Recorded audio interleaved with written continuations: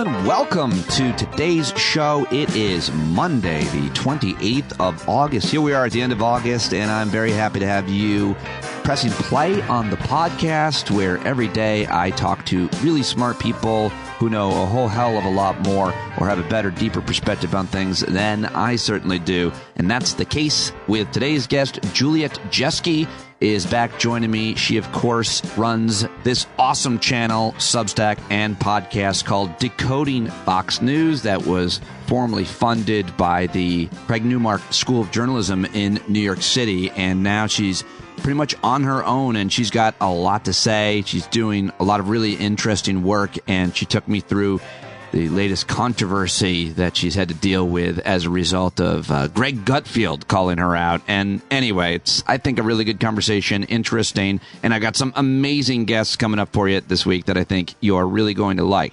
Hope you had a great weekend. I certainly did. I've got a lot to share with you before I get to my interview with Juliet, but if you want to jump to it, it starts at about 25 minutes after I cover the March on Washington, which I attended, the horrible racist shooting, and some other news I wanted to mention. So I went down to Washington, D.C. this weekend, and it was great to see a whole bunch of listeners. And Friday night, Mark Lipsky, Karen Madison, Bill Boyle, Ty Randolph came out, and we almost got to catch up with John Carroll. We just missed him and a few others that couldn't make it, but it was a lot of fun hanging out with them on Friday night. It was also really cool because hero Capitol Police Officer Harry Dunn joined us, as well as Mueller, She Wrote. Allison Gill showed up as well and hung out with all of us. So really, really fun Friday night. On Saturday, I went to the March on Washington. Of course, this month marked the 60th anniversary of Dr. Martin Luther King and the March on Washington, his famous speech there to honor his legacy and continue to fight for democracy, civil rights, and social justice. The King family, together with National Civil Rights Group, including the ADL, the Drum Major Institute, the National Action Network, NAACP, and so many other organizations that I can't mention, helped organize the continuation of the march this past weekend in Washington, D.C. I was excited to go there, listen to a whole bunch of speakers, and I did catch up with my friend Jonathan Greenblatt, who is the president of the ADL, Anti-Defamation League, and asked him a few questions. So here's my conversation with him at the big event on Saturday in D.C. I found my friend Jonathan Greenblatt. He walked out of a trailer. He's about to speak on a very hot day. How do you feel about speaking at this event? Have you done it before?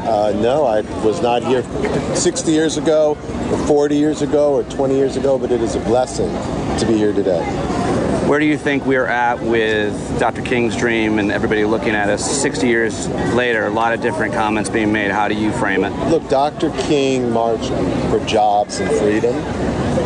And I think in some ways there are jobs and in some ways there are freedom. And yet, not only can we not take these rights for granted, we see these rights being encroached upon, being marginalized, and being taken away. And so whether it's the quest for economic opportunity, whether it's the quest for racial justice, or whether it's the most basic quest of all, just to be free from hate and violence, there's still so much work to do, Pete. Yeah, we've been talking for a long time. What are you, we've talked about these issues. A lot. What is the ADL focused on right now the most? We're focused on the surge of anti-Semitism. We're focused on the intensification of intolerance. We're focused on the amplification of extremism. And whether it's coming at us through the political process, whether it's coming at us through social media, I think we've got to gear up and get ready because the fight has just begun. How do you keep the fight going? Look, you got to do it in many ways. Number one, I think it's about showing up for days like this. And I'm proud that ADL is one of the co-chairs of this event. We help to organize it. We help to mobilize people. And around is what it's really at. So the question becomes, how do we convert the energy from today, the kind of kinetic energy we've unlocked, into legislative wins, into political gains, and into cultural change. So that's what we're going to aim to do. So number one, again, how do we get legislative wins? We've got a robust advocacy agenda at state houses and on Capitol Hill that we'll be driving on issues like ensuring that, again, we're defended from hate, ensuring there's just no treatment everyone. Number two, a political process to get extremists out of our elections, put pressure on the people who are spreading lies and hate to get them, again, out of elected office. And then finally, I think ultimately cultural change, which requires education, it requires representation to make the case, not just today, but every day about the need, again, for justice and fair treatment to all. I thank you for talking to me today. Good luck speaking out there, and keep up the fight. I'm so glad you're still there. How do I get an ADL hat? You're all out? Hey, do we have any more hats? So any more ADL hats? Well, okay, I'm back now, and that was a great conversation, and they did find me a hat. A woman gave me the hat, his assistant, right off her own head, so that was cool. All right, I also talked to these young women who are activists in D.C. They live and work there their whole lives about the push to make Washington, D.C. the 51st state. Let me ask you to make the case for 51. 700,000 plus residents in D.C. voices remain disenfranchised by not having voting rights in Congress. Congress is making decisions for the residents of D.C. However, they don't live in D.C. D.C. residents are elected officials who are being overturned when they make the decisions for us. The same way the rest of the country elects their officials and they make their decisions, the same thing that D.C. residents want to do. What do you have to do to make this a reality? We need Congress to get their shit together and make D.C. the 51st state.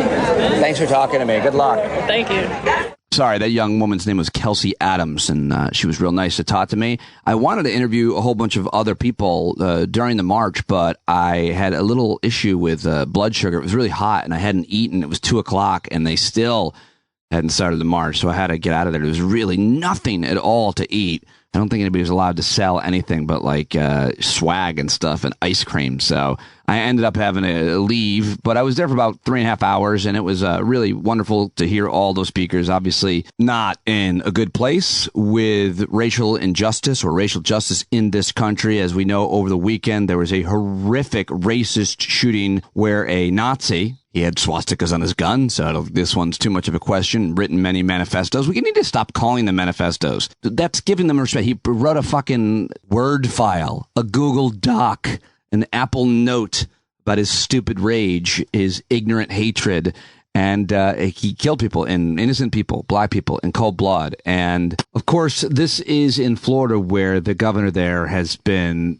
just caused a firestorm, a total lightning rod for racist controversy with how he is doing everything he can to erase black history, and just his rhetoric and his tactics with former felons and trying to prevent them from voting. It's just so many policies. Don't get me started on the schools. I'll be talking to Andrew Spar this week. Anyway, Mehdi had a great monologue, like 8 minutes long. I'm going to give you about 4 minutes of it where he picks up on basically trying to say he's not blaming the racist violence directly on right-wing Republican politicians, but here it is. Mehdi Hasan on MSNBC last night. To be clear, I'm not saying that DeSantis or any other top Republican is directly responsible for this or any other racist massacre or directly incited it. What I am saying is that Republicans have created a permissive environment for white supremacists and domestic extremists in this country, have echoed their rhetoric and mainstreamed their talking points. Just take DeSantis. This is the governor who has used black and brown people as political scapegoats, political pawns. Whether it was his arrest of black ex-convicts for daring to vote in Florida, arrests that soon fell apart, or his little game of human hot potato with brown migrants, tricking them onto airplanes and lobbing them across the country to Martha's Vineyard. I mean, this is a guy who fearmongers about critical race theory in Florida schools, who loudly defended a Florida school curriculum which basically both sides slavery and anti-black violence, and who just recently had to fire from his own campaign a staffer who made a video of DeSantis standing in front of a neo-Nazi symbol. Yeah, a neo-Nazi symbol. Is it any wonder that DeSantis' 2018 Democratic opponent in the governor's race famously said this? Now, I'm not calling Mr. DeSantis a racist. I'm simply saying the racists believe he's a racist. Yeah, why is it that the racists and the neo-Nazis love so many of these top conservative politicians and pundits?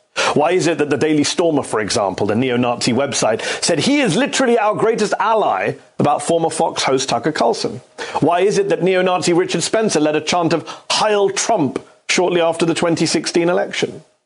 Could it be because Tucker Carlson, night after night on Fox, used neo-Nazi great replacement rhetoric in relation to black and brown migrants?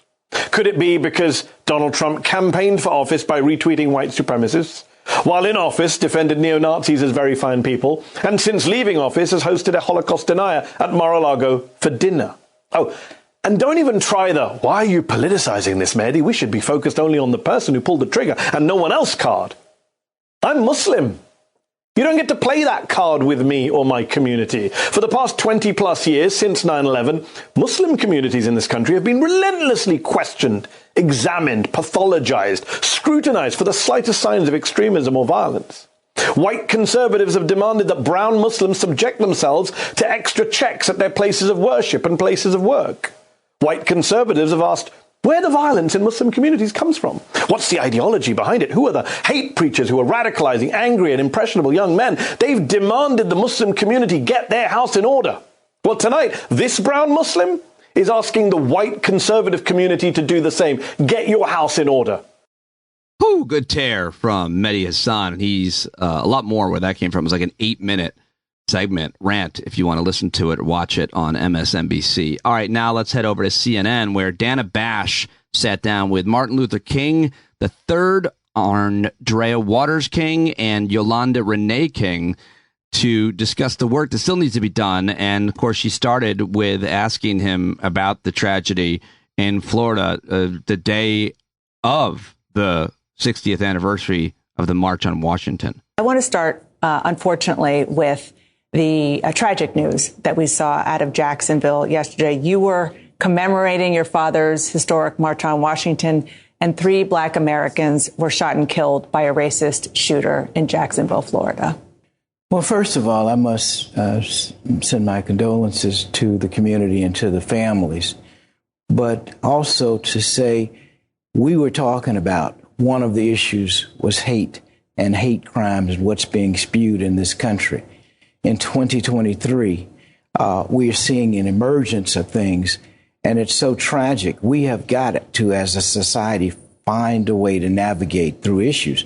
You don't have to like me, but we have to understand how to deal civilly with issues. And we've got to do something to change that. And we not tomorrow. We got to do something now. I know there's hate crimes legislation, but it's unconscionable, it's unacceptable, it's inhumane, and it's not American. It's been 6 decades, as we mentioned, since your father shared his dream that one day you and your siblings and your daughter would live in a country that would not judge people by the color of their skin. And you said that day still has not arrived. No, it still has. That's the problem. People may think, and some individuals, it doesn't. I mean, my situation personally might be different. But what about the masses of people? Our daughter, my wife would say, and which is true, has fewer rights today than she did the day she was born. The Voting Rights Act was struck down in 2013. Women's reproductive rights struck down in 2022. Affirmative action struck down in 2023. So there are fewer rights than she ever had. And Andrea may even say something about that. Well, yeah, Andrea, I want to ask about that, and please speak to it, but also about the fact that the focus of your father-in-law's speech in 1963 was as much about sort of economic inequality as racial inequality, and how they all basically are part of the same challenge. And those disparities still exist today. The Black unemployment rate is more than double of that of white Americans. The median household wealth for white Americans is nearly 8 times that of Black Americans. Why is the gap still so persistent? I think it points to the fact that we still have much work to do. My dear friend Jennifer Jones Austin and I actually just penned an op-ed for Time.com a few days ago, talking with very real numbers about the disparities of poverty within the Black and white community, particularly as it relates to Black women. And I think that we are aware of those things, and there are a lot of people that are on the ground continuing to do the work to make sure that those disparities once and for all are erased. One of the things as well that I would like to piggyback on with Martin and talking about the march yesterday was and then what happened in Jacksonville. It really was not surprising, but it certainly was heart-wrenching. And one of the things I immediately thought about was the parallels between 1963 and literally 3 weeks after the original March on Washington, the bombing and the killing of 4 Black girls. So yesterday, the same day when we had almost 200,000 people gathering together to stand for democracy in our country, we saw we saw what happens with hate, the very thing that we were talking about what's going on. And for a lot of people that question, well, why were we coming back together and how different are things from 1963?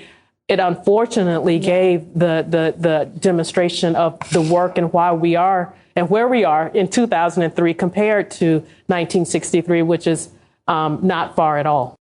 All right. Well, there you go.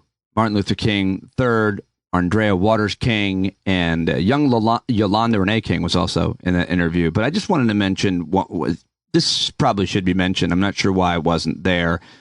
But when we talk about what happened to Dr. King's dream and why there hasn't been more progress for Black Americans, I would always submit to you to read Michelle Alexander's The New Jim Crow and to remember, and I don't know why it's not always mentioned, that we had 2 generations, really, of mass incarceration, especially of young Black men in jail, being warehoused in a school-to-prison pipeline, and this terrible, terrible failed, quote, war on drugs, which obviously not only disproportionately doesn't do it justice, destroyed generation or more of young Black men and families. It's worth mentioning how much of an effect that has had on the progress that was being made up until the crack cocaine epidemic, especially. But the whole read that book, and should always be referring back to mass incarceration, the new Jim Crow, as she called it. Okay, well, that is what I've got for you on obviously the shooting and the March on Washington. I just wanted to play this one other clip from MSNBC because I thought Jen Psaki had a really good monologue about this myth of late-term abortion. So I wanted to give that to you as well, at least some of it here. Because I was watching the first Republican debate, I sent out a tweet that seemed to really strike a nerve in the right wing. Here it is. No one supports abortion up until birth.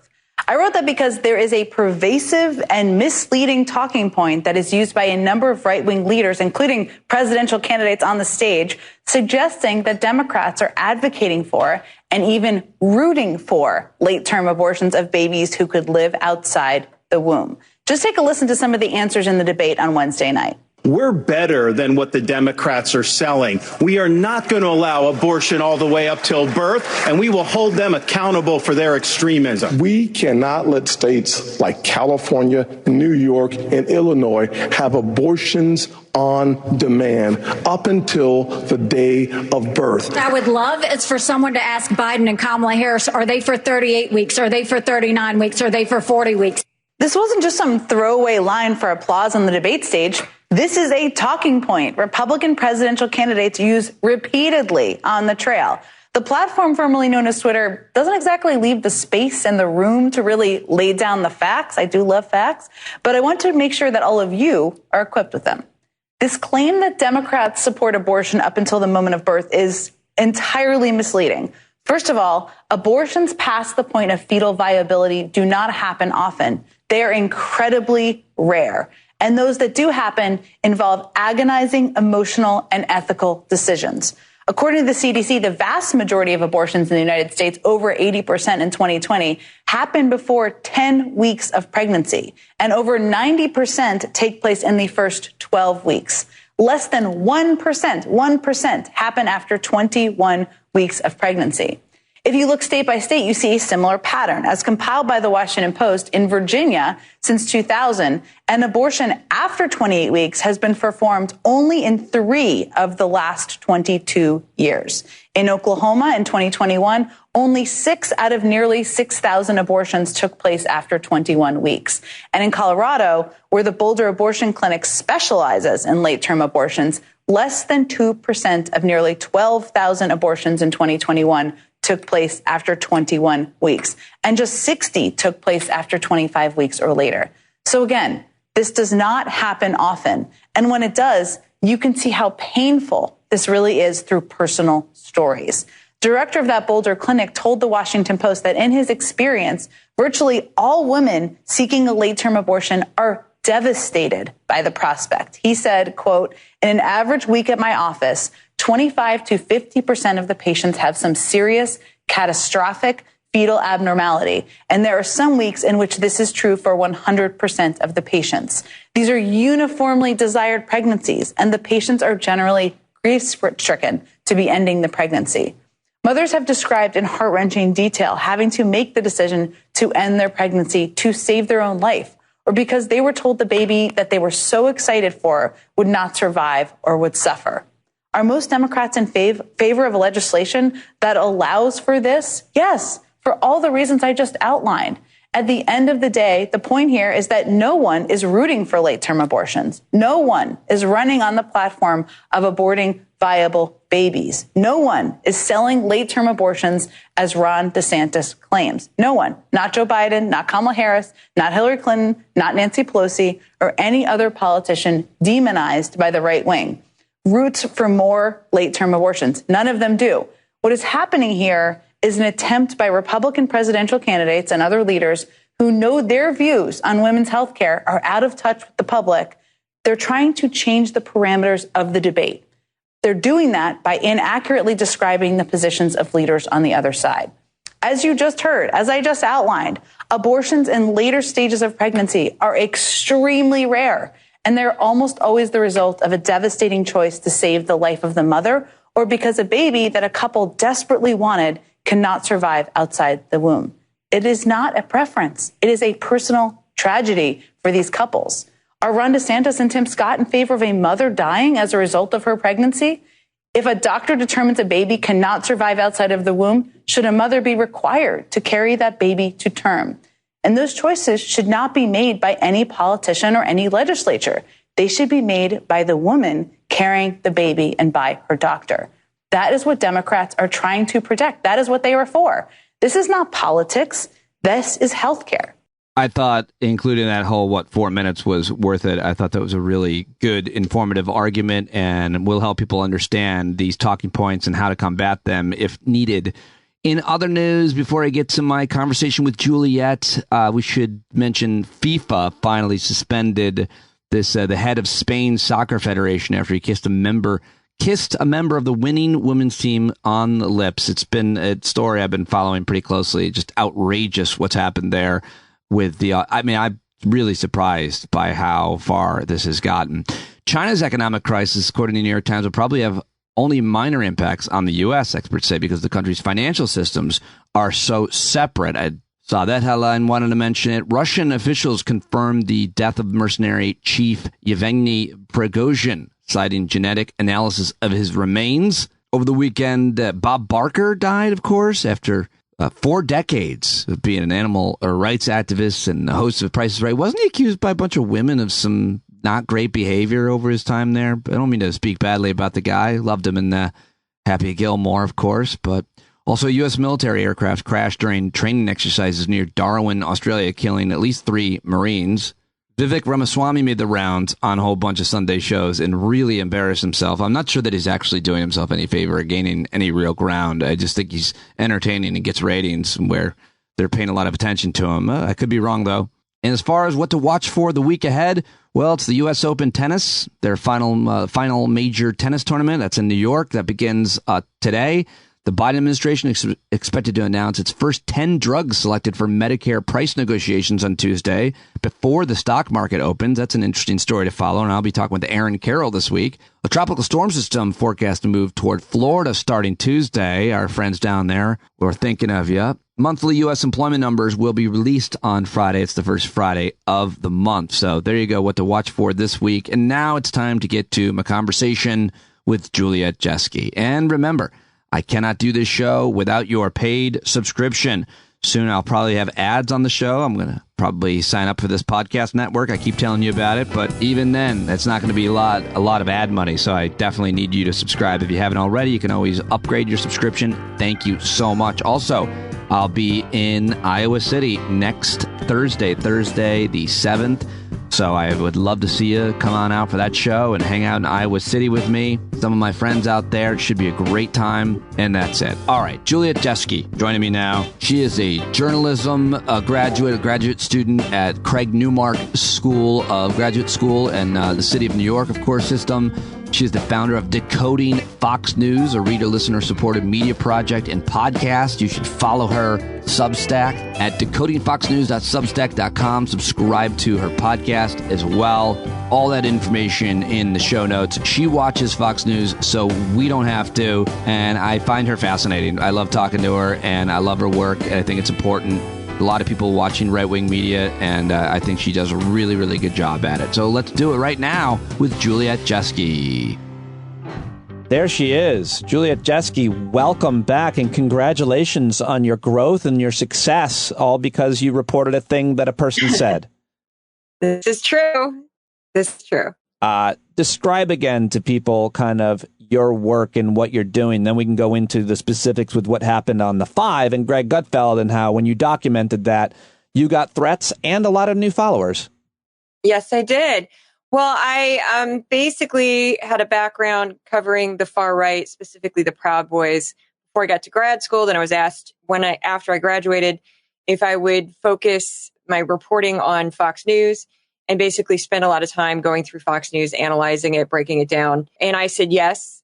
And I had a grant for that. And then the grant has finally ended, but now I am listener supported after about a year and a half of just it kind of getting bigger every single month. And and I had an incident on the 5 where Greg Gutfeld, he was mad and he was trying to win an argument and he wasn't really thinking about what he was saying. And he blurted out something horrible about the Holocaust. And it was just awful what he said, because he basically said, I'm paraphrasing, but he basically said something to the effect of, you know what? I've got the whole clip in context right here this is Jessica Tarlov of Fox News, the liberal, and also obviously Greg Gutfeld's comments that we're talking about. To cherry pick something? I do think that she read the whole thing. And I think that it's an incredibly complex piece. When you look at the 191 passages, you have some good. And frankly, I'm just fundamentally uncomfortable with the sentence that blacks benefited at all from this. And, it made me think, as someone, obviously I'm not black, but I'm Jewish. Would someone say about the Holocaust, for instance, that there were some benefits for Jews, right? While they were hanging out in concentration camps, you learned a strong work ethic, right? Maybe you learned a new skill. Did you ever read Man's Search for Meaning? Vic Frankl talks about how you had to survive in a concentration camp by having skills. You had to be useful. Utility kept you alive. We're also talking about middle schoolers here. And there's a lot of concern about what age people are prepared to understand complex issues. I'm not sure that 12 is the right age to start hearing things like, and when you were enslaved here in America. What about gender? You basically shared that. You shared that clip. And what happened subsequently? How viral did that go compared to a lot of other things that you've documented, have gone?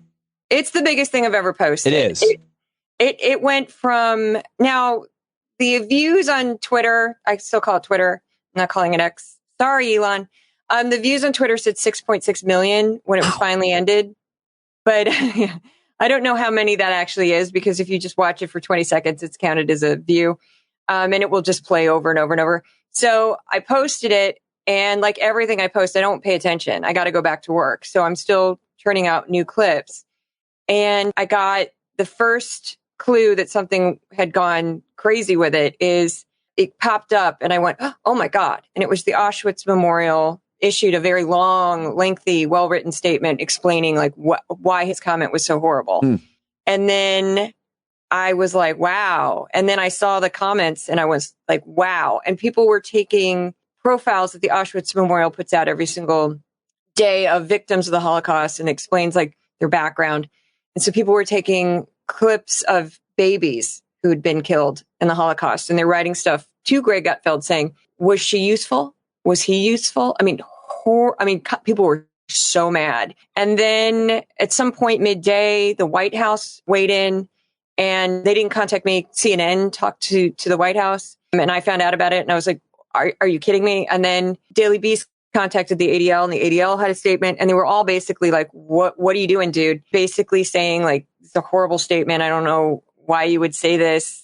What's wrong with basically like, how would you interpret that book that way? Right. And so I saw it blow up, and then a bunch of articles got written about it. A couple couple media companies blatantly stole my work, which that was interesting to watch. I noticed that. Yeah, that was. There's one that's completely blocked on my social media because I contacted them. I tried to reach out to them and said, hey, because they kind of surgically removed me from the story, but they went ahead and blew me off, and I was like, I'm done. And I don't forget, guys. I don't forget. If you're associated, I'm going to remember, because that's just.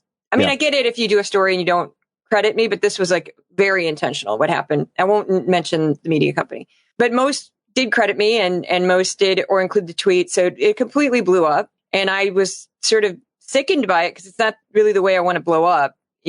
Posting something horrible is not really how I want to blow up. I'd rather be like, "Ooh, look, I caught them in a lie," or "Look, I disagree. I disagree. Yeah, no, I mean, I think that when the Auschwitz Memorial and the ADL, which, you know, could criticize the ADL on some of their stuff with Israel, but overwhelmingly, I love Jonathan Greenblatt, who runs the place, is a friend of mine. When they're referencing your work, which is basically capturing and putting context to and letting folks who might not have seen a clip like this one, when they're referencing it, that's good. I mean, I think it's better than catching them in a lie. And a lot of the other stuff that you do, I would say this has got to be tops, because it's such an important thing that we hear these guys saying these things when they're so horrific. So I think it's one of in this case, the thing that went most viral may also be probably one of the best things that you caught. Yeah, it was. Well, thanks. It was crazy. I was shocked because there's usually about 4 or 5 accounts at any given time who watch Fox like a hawk. So I don't know why I was the only person that posted it. Normally it would be 3 or 4 people posting the exact same clip around the same time. Because that's kind of the nature of our job. It's like I always say it's like calling a game.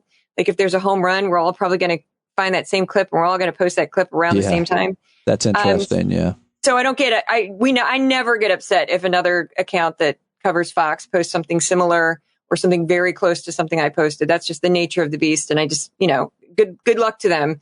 I love all the other accounts that do what I do, because we can't have enough good watchdogs on the right-wing media, and you do it with your kind of, what do I want to say that's both complimentary and doesn't sound insulting, obsessive ways of getting things done efficiently and journalistically, the way that you're doing it. I want to ask you why people, what your listeners and subscribers, paid subscribers especially, what anybody who loves what you're doing says as to why they value it. But before we get to that answer, what happens next? Because Greg Gutfeld then talked about you specifically, which is when I think probably the attacks began. What did he say, and what, if any, contact have you had with Greg himself? Because you were getting phone calls and messages saying they were from Greg, but those were most likely not Greg Gutfeld. Yeah, we don't. I had a few people look into that phone number, and I don't think it was associated with him. I think it was either somebody saw this going on and thought it would be funny to prank me, or it was just a complete coincidence. We have no idea.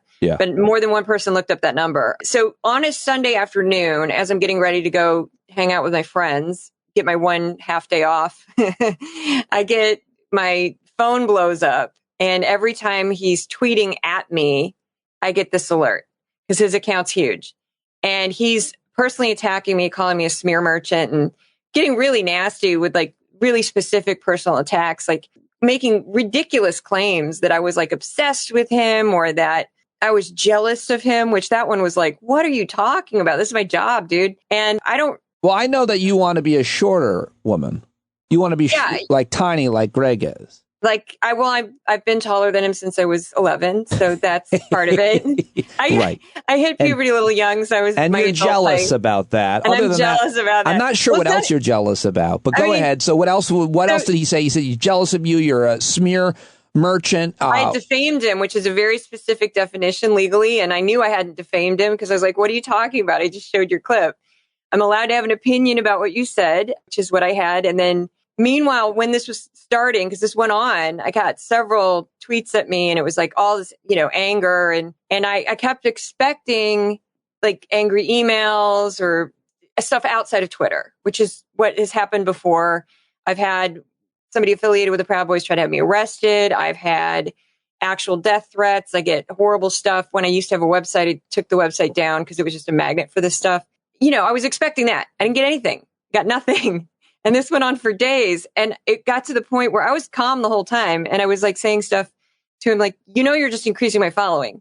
and look at it. You've increased my following. And I would count. I'd be like 12,000, 13,000, 14,000. Every time it went up another 1,000, he increased my following by about 19,000. On social media? On Twitter. And then don't know, because I didn't know the exact number. I don't pay that much attention to paid subscribers and Patreon supporters, but both of those went up significantly in the course of 3 days. And I'm telling him, I'm like, and he kept twisting everything I'd said. And he made it into like this big personal war that I had with him, and that, doing all this stupid psychological nonsense on me, a person he's never met, doesn't know anything about. I also think he assumed I was younger based on some of the comments. And I was like, what? So that was goofy. And then he kept acting like he called me like a thing. And then he said like his army of people, I was filled with regret. And a lot of people thought he might've been drunk or on drugs, because he didn't really make a ton of sense. And then he would say stuff. Now you're defaming him. Now, well, I don't know. I will say that. I don't know. What if he may have been completely sober? I have no idea. It's quite possible, though. People were making that comment. That's why I could say that. I could say people my Right. followers were making comments like that. Right. I can say that. That is a truthful statement, That 100%. is. I have no idea if he was. It's hard to know what sober I have no idea. Greg Gutfeld is versus non. Yeah. And Yeah. I've drank with Greg Gutfeld, so. But go ahead. Yeah. So as a result, but the bottom line is, often the Tucker Carlsons and formerly, the Bill O'Reillys, the biggest names in right-wing media, or, you could say progressives too, everybody understands the concern or the issue they create when they try to defend themselves against anything, because they then end up promoting to a certain extent the person criticizing them or the criticism itself. And Gutfeld understands that strategy, but I don't think he won anything out of this. He should have left it alone. You won a tremendous amount of attention and respect as a result. So I'm hoping it was definitely worth it for you to document what he said and share it with people. Well, I'm not going to stop. I mean, the only thing I did is he posted a couple things. He said a couple things since then. Well, because what ended up happening, what resolved it, at least I think, is the Daily Beast, who the reporter Justin, who does similar work that I do, kind of saw this happening, wrote an article about it, asked me for a statement. I gave him a statement, and that was it. And he contacted, in the course of his article, contacted Fox, and then stopped. Because I think somebody at Fox, I don't know, but I suspect that they saw that all he was doing was bringing more attention to this horrible comment, giving me more followers, giving me more attention, boosting me in every way possible. I didn't care. What stopped was any mentions of it, not the reporter or anything else. I just want to be clear. All of a sudden, I kept going.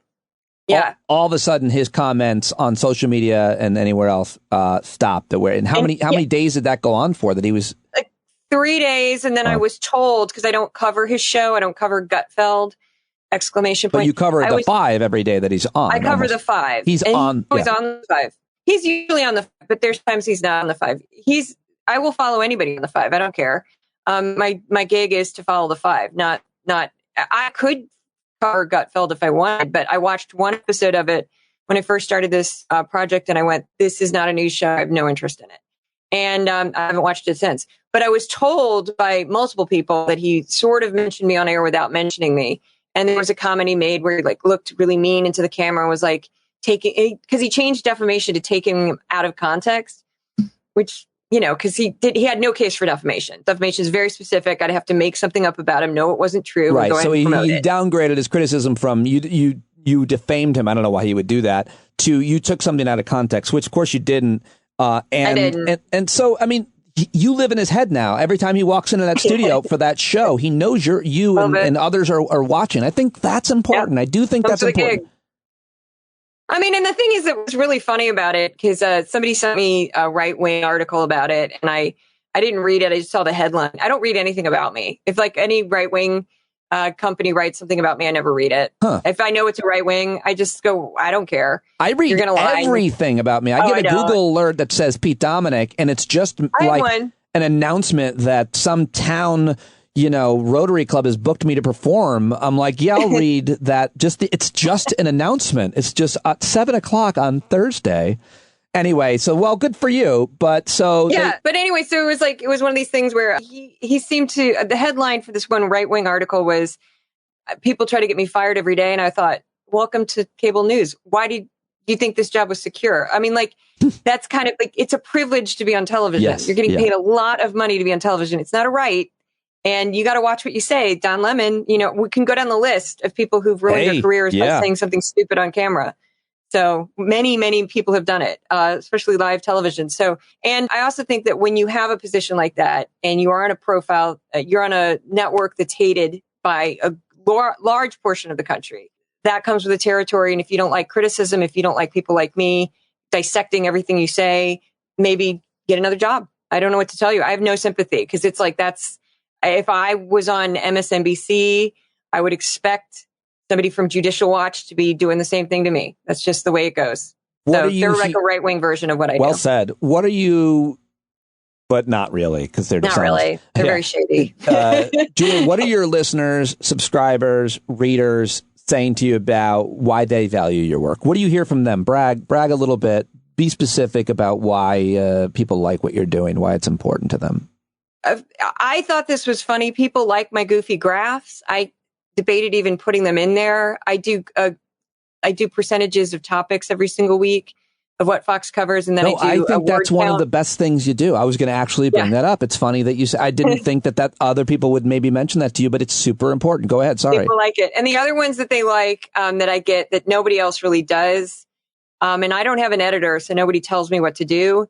When I do and I'm going to try to be more video. I'm going to try to be in the videos a little bit more. Yeah. Right now it's more voiceover because it's just speed. It's just about what can I get out fastest. Yep. But when I sort of explain something and I show sources on the camera, so I'll say I'll show a clip of Hannity saying, Biden has destroyed the oil and gas industry. And I'm like, actually, the oil and gas industry is booming in the United States. We're the number one producer of crude oil. We are producing natural gas at a record level. And then I will show sources that are primary sources, and I'll break it down like a total nerd. And people have told me numerous times they like that because I'm sort of explaining the whole thing, not just, you said something stupid. I kind of give you a little package of like beginning, middle, end, debunk. And it's hard to do that in 2 minutes, but or another one is they'll say, this happened, and then I find a local news. One time there was an article about, this one did really well. They said something about how Florida didn't have a homeless problem. And I was like, are you? I even knew that. And I said, Florida's got a horrible homeless problem because the weather's beautiful year round. And so I found some local news clips of them describing in great detail, including statistics, why Florida had such a problem with homeless people. And I just stuck that onto the clip. That went gangbusters. It's such good work to be able to debunk these things get said all day, every day in right-wing media, much less in Fox News, to be able to do what you're able to do so well and do the research and debunk them. It's super helpful for all of us so that we don't go down those, by the way, lazy rabbit holes of bullshit to be like, really? There's no homelessness problem in Florida? I don't know how to research that. And I mean, you've done that work. That's awesome. What else? And then there's my favorite video of all time. This one took like half a day. Tucker Carlson made a comment where he said, states with the highest level of gun ownership have the lowest levels of crime. And I found the exact opposite. And to do it, I had to find 2 data sets. I had to build them myself. I had to cross-reference them myself. That's why it took like half a day. And I presented it in such a way that was very easy to read. And you could read it very quickly. I was like, here are the top 5 for gun ownership. Here are the top 5 for crime. Here are the top 5 here's the opposite. We're going to go with the highest gun ownership. And look, also a lot of crime. So it was the only one state met the criteria of high gun ownership, low crime, and that was Idaho. And that was it. No other state met that criteria. In fact, they all flipped it. New Jersey had the lowest level of crime and one of the lowest levels of gun ownership in the country. So New Jersey's like look at lovely New Jersey, our buddies over there. But that's the kind of nerdy, super nerdy stuff that I like to do. And then I also get the feedback that I'm funny from a lot of people because I try to make it light and keep it entertaining. So I do impressions of goofy people on I Fox. love that part of your personality and your background. You're a performer, comedian, really great presentation especially when you're on the podcast. Video I know is so hard. I'm trying to do as much of it as I can, but you'll be great, obviously, on camera as well, because you know what you're doing. But I mean, it's not, it's journalism. It's journalism what you're doing. It's research. It's debunking. It's fact checking. A lot of overlap with what you're doing and these, quote, professional fact checkers. That is what you are now, and I think it's invaluable. So let's just dig into a couple of things real quick, because I wanted to ask you just about what has been being covered. You watch this, you talk about those percentages that you assign for your readers, listeners. And I just want to ask you one specific one. After Trump's fourth indictment, I know you documented that. People can listen to that. Really well documented on your latest, I think, podcast, and all the links in the show notes. What happened on Fox News the night of the indictment? It came in at like 10 on a Monday, maybe, much less the next few days in terms of how much time they covered it. Well, it was the strangest one they've done. I've covered every single indictment with a lot of extra coverage where I'll pick up extra hours of prime time to see how the network covered it. And this time was the strangest because they gave a ton of focus Monday, Tuesday. By Wednesday, they start shifting away. And Hannity, especially on Thursday, half of his airtime was dedicated to Hunter Biden. He didn't mention the Trump indictment at all. And then on Friday, a third of his coverage was focused on Hunter Biden. And he had a sub-host, but the sub-host, they used his scripts.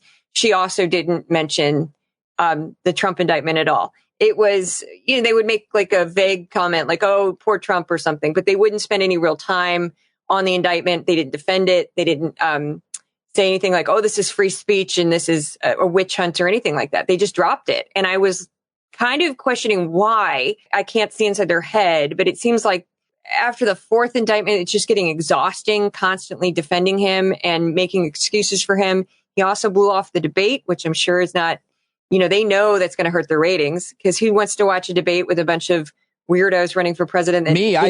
Listen, let's be clear. I'm watching it. I'm hosting a watch party. You can stop by if you want on Zoom. Seriously, because the point you're making, though, is still true. It'd be better, more entertaining with Trump, and certainly Fox knows it'll get the ratings, which is why a lot of Fox personalities, I think like Kayleigh McEnany, were like, you should be here. Why are you here? You're missing out on this great opportunity. But politically, he's smart not to be there. I mean, But so the point is, I'm watching it because it's entertaining. But and also, I just said while I'm still talking, a lot of why they don't cover a thing, Juliet, I would think, is because that way it didn't happen. Yeah. I think, before the Mar-a-Lago, like hurricanes and climate. Yeah.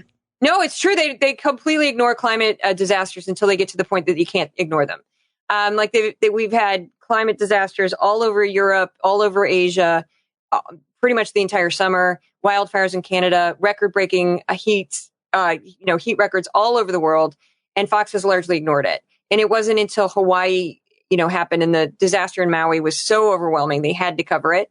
So now they're covering it, but then they weirdly blamed concern for climate change rather than climate. That was one of the weirdest segments. Do you know if has the by a guest or much less an anchor like Jesse Waters? I feel like he's probably the most conspiratorial now that Tucker's gone. Yeah. Has anybody inserted the idea that the fires in Maui were done by government and private sector? That theory is out there. I think Russell Brand is promoting it, and others, that those fires were deliberately started so they could remake the Lahaina in their own capital. That's total nonsense. I mean, I've seen Fox has been a little bit more careful about that, where I've seen kind of nink and a wad and what do you call it? Wink and a nod at that conspiracy. They haven't come out and endorsed it. They've said stuff like, no one knows who started it. And it's like, well, it doesn't take much. Lightning could have started it. A downed power line could have started it. Everything was dry. It had been dry, and then you had 70-mile-per-hour winds. It doesn't take much. Yeah, a cigarette can start a fire. It's a ridiculous thing to try to. They can't. Most investigators can't get to why a fire started. Often. They'll never know, probably. Yeah. And it wasn't one fire; it was multiple fires. So it was just this attitude is they've just done things like right after it happened. Jesse Waters had he would do this move where he'd go, coming up, we'll discuss who started the fires, and then they would come back after break, and he'd go.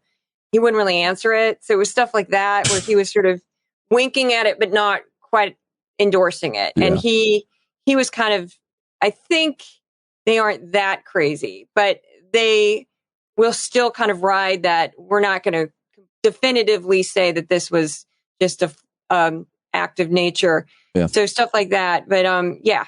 Well, Fox News' Will Cain has raised a lot of money for it. My old friend Will Cain, longtime listeners know we used to be really good friends. I think you knew that. I'm not sure. But the bottom line is I've criticized him. Like, of course he's raising money for it. It's close to his heart. He spent like every summer there. He's a swimmer. Like, Hawaii is a huge part of his life. I can understand why anybody would be close to any cause, any issue, any disease because it's something personal to them.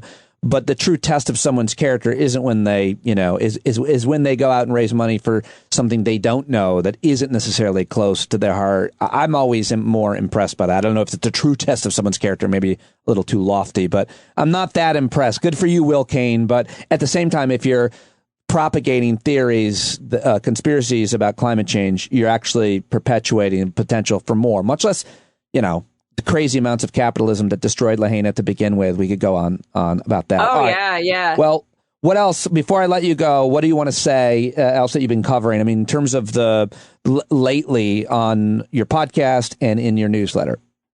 I think overall, I like, one of the things I really enjoy doing is watching trends when they hook into something. Right. And like I discussed this in the last podcast, it kind of freaked me out when they all start sounding exactly the same as if they're reading a script, but they're not reading a script. And I'm like, how does that happen? I don't see that as much in other media. I don't see the exact same talking points pushed over and over and over again. I do. It's called being hacky. Someone's doing a good bit as a stand-up.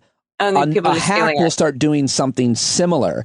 And that's what they're doing. And I think you nailed it by saying, being honest, they're not following the script. A lot of people think liberal, critics, progressives, they've got these talking points. They're just hacks. Someone comes up with the asshole of the week, the conspiracy of the week. It gets ratings, so everybody else just goes for it because it's about ratings and money, and it works. It's a hacky bit. What do you think of what I'm saying? Oh, I would agree with that too. Yeah, I definitely think that's part of it. Just like how people steal my work. Yeah. I mean, because the thing about being a media journalist too is that I don't own those clips because it's kind of fair use. So it kind of puts me in a nebulous area. So I kind of get it. It's kind of a blurry area to begin with, but sometimes there's really specific things that I produce. I think the work that you're doing around it more than suffices. But I think I jumped on you with what that latest scary trend was that you noticed forming over there. The thing that has been freaking me out, and other people have noticed it, is this. It almost sounds like a call to arms, but it's vague. But they'll say stuff like, if they could do this to Trump, they'll do this to his supporters, and they're going to come for you. Yeah. They're going to come for you, which makes no sense because people don't have classified documents in their basement, and they're not trying to rig an election, and they're not doing all the crazy stuff that they're not sitting in the White House watching the Capitol get destroyed, right? And watching Fox. All the things that Trump has done or allegedly done are much grander and more over the top than any regular citizen could do. But Fox and conservatives in general keep framing this as this is you're going to be a victim. They'll come for you. They're going to come for you. They're going to knock on your door and they're going to take your guns and they're going to scare. That's dangerous talk, and that is getting more and more heightened. It's getting ratcheted up. That's been not so pleasant to watch. It's hard to not connect, and we can talk about different personalities, but certainly Tucker Carlson making a huge campaign out of getting rid of the rainbow flag in schools. They've actually passed policies in states like Florida to get rid of that flag so it can't be displayed. Of course, about this woman being brutally murdered in California. It's hard not to connect the rhetoric, much less now policy, around that flag to that poor guy who is probably really sick, mentally ill, unhinged, and easily got a gun, to murdering that woman in cold blood. It's hard not to think that that's where it comes from. Yeah, I mean, and you can't prove it, and because you can't prove causation, because the person who shot the woman in California may have consumed media from various sources, may have also gone on, chat rooms or. But they're all picking up on the same thing as the point that we're making. They're all saying the same thing in this case about the rainbow flag, and that gay people are now also, well, it was always the case until it wasn't, pedophiles, right? And then we stopped saying that for a while, and you would get drummed out of society. And now they're actually literally passing laws basically saying that. And people are openly saying that if you're gay, you're also attacking children, sexually abusing children. And that would make you want to save the children, right, Juliet? Yeah. And and that's part of the QAnon conspiracy theory. Yep. And what's even more insane about that is when you look up stats about child abuse, little girls are 5 times more likely to be sexually abused than little boys. And the perpetrators are men, pretty much across the board. There's occasionally women will also commit horrible sexual crimes, but it's mostly men. Yep. And so you go, wait, what does that have to do with gay people? Absolutely nothing. Because you're talking about men with little girls. So, but don't ignore actual data that's been collected for decades about sexual abuse of children. Let's just, build this fantasy that somehow, then they also conflate gender with sexuality. Well, they'll say, well, this child who's like 15 has said they don't want to be a girl. They feel that they were a boy and they want to transition.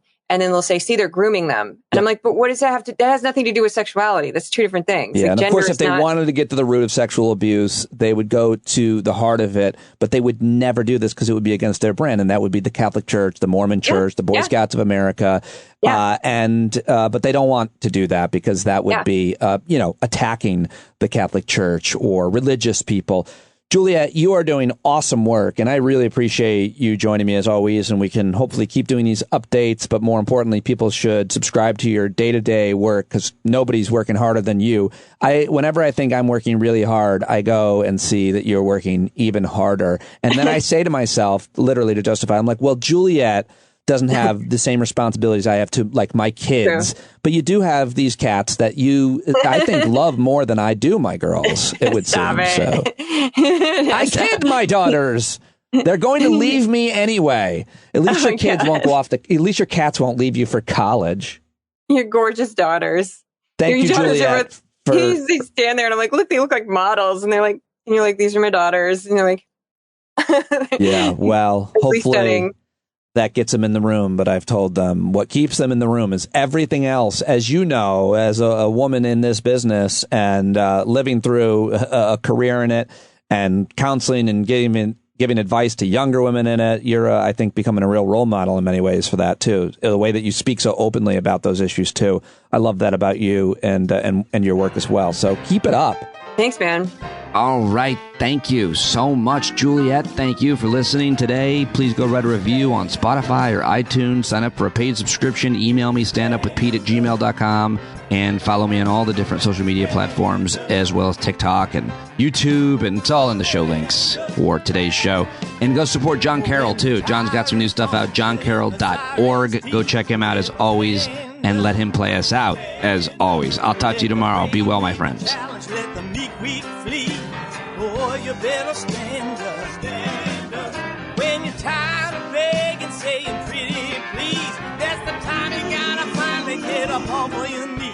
When you can't see the forest for the burning trees, you got to stand up. Hey, you've been sitting so long, you got the creaky knees, you got to stand up. Stand up. I think you're driving wheels with leaking grease. Boy, you better stand up. Stand up. Well, there's a whole lot more of us who know what's right. They'll keep right on ignoring us if we keep sitting tight. You got to open up the window to let in some light. You got to stand up. That's right. You got to rise up. You got to stand up. You got to stare the devil straight in the eye. Let him know it's his turn to go. See it clear when all you hear is a lie. Don't get up off of your butt, get down off of your fence. Even if it ain't a very friendly audience, well, they'll begin to listen when you start making sense. And you stand up, stand up. No need to point your rifle to defend your town. Just stand up, stand up. You know they can't deny what you're laying down. Oh, you better stand up. Stand up. Show your face of every color, yellow, black, red, and brown. She's the place where every lost child will finally be found. There's only one thing to do before we stand our ground, and that's stand up. Stand up. Well, the founding fathers saw a land for all. They had to stand up. They had to stand up. They had a keen imagination for a crystal ball, drawing all the plans of a stand up. But all they had to go on was the time they were in, with other causes for laws, and since they weren't even sin, they knew that change was gonna come before the change could begin. They had to stand up. All right, they had to stand up. We got to stand up. We got to look the devil square in the eye. We gotta let him know it's his time to go, and make it clear when all we hear is a lie. Why you lying awake wondering where the money all went? It'll be the cost of freedom that'll go unspent. You can see him flee the scene of that experiment if you stand up. All right, we got to speak up, we got to reach up and raise your voice in every way you know how. Don't be toes up, you got to show up. Ain't no better time to do it but now. No need to pledge allegiance to no wanton tribe. Rise up, show obedience to the voice inside, and listen well and it'll tell you not to run and hide. It says stand up. Stand up. Stand.